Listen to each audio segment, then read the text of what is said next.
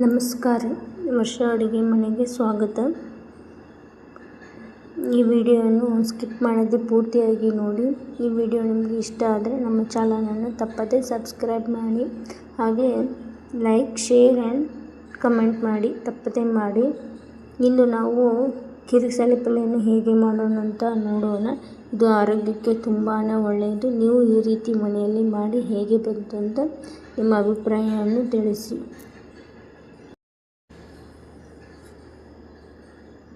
ಒಂದು ಅಗಲವಾದ ಪಾತ್ರೆಯನ್ನು ಇಟ್ಕೊಳ್ಳಿ.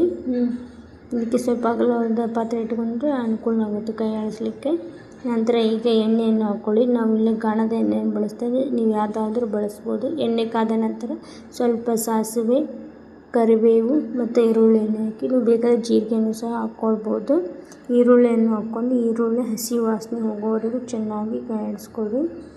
ಹಸಿ ವಾಸನೆ ಹೋಗಬೇಕು. ಸ್ವಲ್ಪ ಲೈಟಾಗಿ ಕೆಂಪಗೆ ಬಣ್ಣ ಬರುವವರೆಗೂ ಚೆನ್ನಾಗಿ ಹುರ್ಕೊಳ್ಳಿ.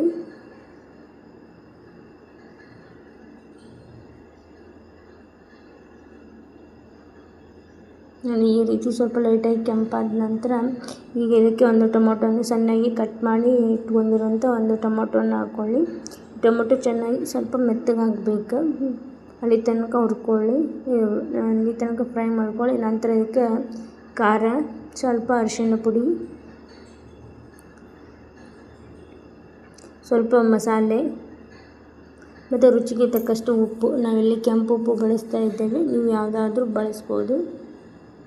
ಎಲ್ಲವನ್ನು ಹಾಕಿ ಚೆನ್ನಾಗಿ ಕಲಸಿ ನಂತರ ಇದಕ್ಕೆ ಚೆನ್ನಾಗಿ ನೀರಿನಲ್ಲಿ ತೊಳೆದು ಯಾವುದೇ ಸೊಪ್ಪನ್ನಾದರೂ ಒಂದು 5-10 ನಿಮಿಷ ನೀರಲ್ಲಿ ನೆನೆಯೋಕ್ಕೆ ಬಿಡಬೇಕು. ಅಂದರೆ ಅದರಲ್ಲಿರುವ ಮಣ್ಣನ್ನು ಬಿಡುತ್ತದೆ. ಆನಂತರ ಇನ್ನೊಂದು ಪಾತ್ರೆಗೆ ಹಾಕಿ ನೀರೆಲ್ಲ ಬಸ್ಕೋಬೇಕು. ಆನಂತರ ಈ ರೀತಿ ಪಲ್ಯ ಮಾಡ್ಕೋಬೇಕು. ಇದನ್ನು ಹಾಗೆ ಮಾಡ್ಕೊಂಡಿದ್ದೇವೆ. ಒಂದು 5 ನಿಮಿಷ ನೀರಲ್ಲಿ ನೆನೆಬಿಟ್ಟು ನಂತರ ನೀರನ್ನೆಲ್ಲ ಬಸಿದು ಈಗ ಪಾತ್ರೆಗೆ ಹಾಕ್ಕೊಳ್ತಾ ಇದ್ದೇವೆ.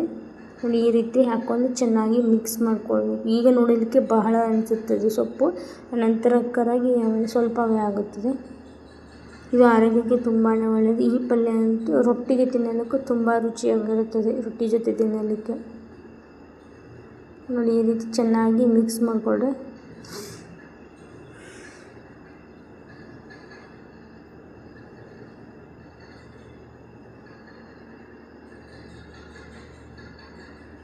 ನೀವು ಮನೆಯಲ್ಲಿ ಮಾಡಿ ಹೇಗೆ ಬಂತಂತ ಕಮೆಂಟ್ ಮಾಡಿ. ನಂತರ ಈ ಒಂದು ಪ್ಲೇಟನ್ನು ಮುಚ್ಚಿ ಹಬೆಯಲ್ಲಿ ಬೇಯಿಸ್ಕೊಳ್ಬೇಕು. ಮತ್ತು ಆವಾಗವಾಗ ಪ್ಲೇಟನ್ನು ತೆಗೆದು ಚೆನ್ನಾಗಿ ಕೈ ಆಡಿಸ್ಕೊತಾ ಇರಬೇಕು. ಇದಕ್ಕೆ ನೀರು ಹಾಕುವ ಅವಶ್ಯಕತೆ ಇಲ್ಲ. ಇದು ಹಬೆಯಲ್ಲೇ ಚೆನ್ನಾಗಿ ಬೇಯ್ತಿದೆ ನೋಡಿ, ಈ ರೀತಿಯಾಗಿರ್ತದೆ. ಆರೋಗ್ಯಕ್ಕೆ ಹಂಗೆ ತುಂಬಾ ಒಳ್ಳೆಯದು.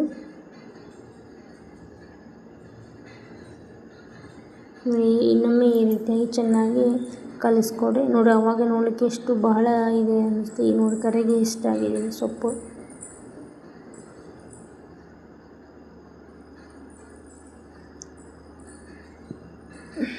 ನೋಡಿ, ಈಗ ರುಚಿಕರವಾದ ಪಲ್ಯ ಈಸ್ ರೆಡಿ. ನೀವು ಮನೆಯಲ್ಲಿ ಮಾಡ್ಕೊಳ್ಳಿ. ಥ್ಯಾಂಕ್ಸ್.